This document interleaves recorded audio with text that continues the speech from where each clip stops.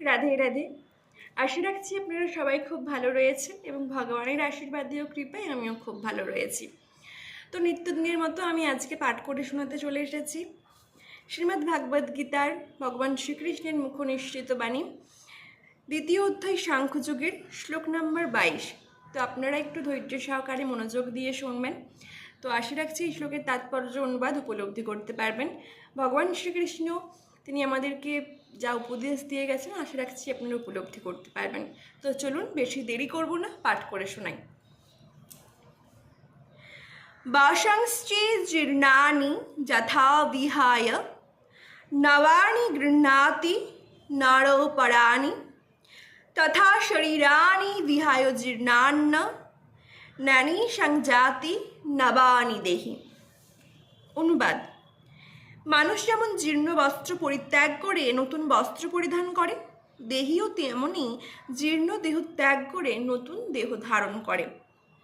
তাৎপর্য: পরমাণু সদৃশ জীবাত্মার এক দেহ ছেড়ে আর এক দেহ ধারণ করার তথ্যটি সর্বজনগ্রাহ্য। এমনকি আধুনিক যুগের বৈজ্ঞানিকেরা, যারা আত্মার অস্তিত্বেও বিশ্বাস করে না অথচ হৃদয় থেকে সঞ্চালিকা শক্তির ব্যাখ্যাও দিতে পারে না, তারাও দেহের পরিবর্তনের কথা স্বীকার করতে বাধ্য। এই পরিবর্তনের ফলেই দেহে শৈশব, যৌবন ও বার্ধক্য দেখা যায়। বার্ধক্যের পর আত্মা অন্য দেহ ধারণ করে, এই সম্বন্ধে পূর্ববর্তী শ্লোকেই বিশদভাবে আলোচনা করা হয়েছে। পরমাত্মার কৃপার ফলেই জীবাত্মা ভিন্ন ভিন্ন দেহ প্রাপ্ত হয়। একজন বন্ধু যেমন আরেকজন বন্ধুর মনোবাঞ্ছা পূর্ণ করে, পরমাত্মাও তেমন অনু আত্মার মনোবাঞ্ছা পূর্ণ করেন।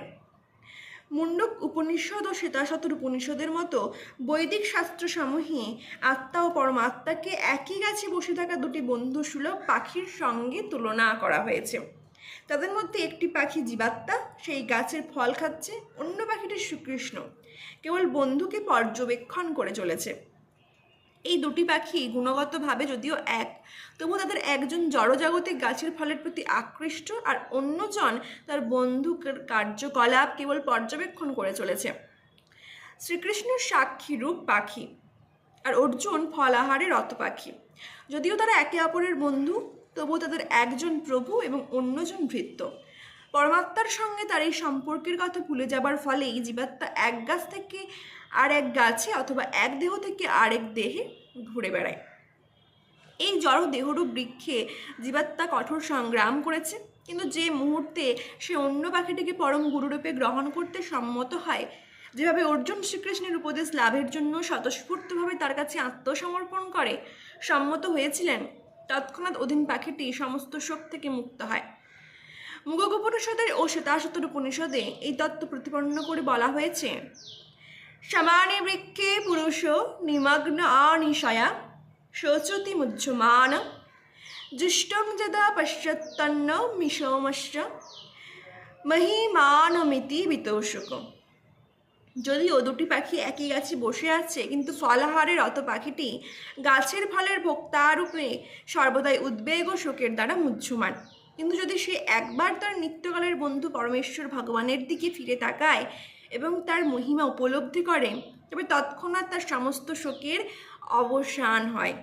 অর্জুন এখন তার নিত্যকালের বন্ধু ভগবান শ্রীকৃষ্ণের দিকে ফিরে তাকিয়েছেন এবং তার কাছ থেকে ভগবদ্গীতার তত্ত্ব জানতে পেরেছেন। এভাবেই ভগবান শ্রীকৃষ্ণের কাছ থেকে শ্রবণ করার ফলে তিনি ভগবানের পরম মহিমা উপলব্ধি করতে পারেন এবং সমস্ত শোক থেকে মুক্ত হতে পারেন। ভগবান এখানে অর্জুনকে উপদেশ দিয়েছেন তার বৃদ্ধ পিতামহ ও শিক্ষকের দেহগত পরিবর্তনের জন্য শোক না করতে।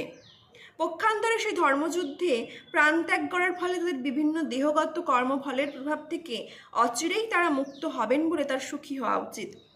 যজ্ঞবেদিতে অথবা ধর্মযুদ্ধে আত্মোৎসর্গ করলে তৎক্ষণাৎ সমস্ত কর্মের প্রভাব থেকে মুক্ত হওয়া যায় এবং উচ্চতর জীবন লাভ করা যায়। সুতরাং অর্জুনের শোক করবার কোনোই কারণ ছিল না। তো আশা রাখছি আপনারা উপলব্ধি করতে পেরেছেন এবং বুঝতে পেরেছেন। বুঝতে না পারলে অবশ্যই আমাকে কমেন্ট করবেন, আমি যথাসাধ্য চেষ্টা করব আপনাদেরকে বুঝিয়ে দেওয়ার। তো আজকের মতো ধন্যবাদ। রাধে রাধে।